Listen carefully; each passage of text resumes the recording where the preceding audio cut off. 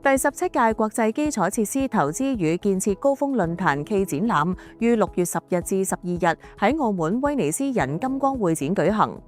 本屆論壇以設施聯通、綠素賦能為主題，搭建國際基建領域前沿技術、創新產品與項目成果嘅高端展示平台。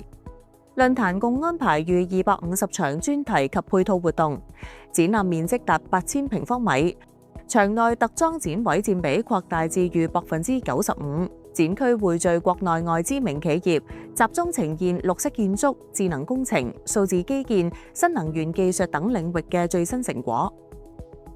我們也是久聞國際基礎投資與建設高峰論壇的大名，所以我們也是慕名而來，第一次來澳門攜我們百年企業的產品來參加這個峰會。第二呢，全球的基礎建設是一個趨勢。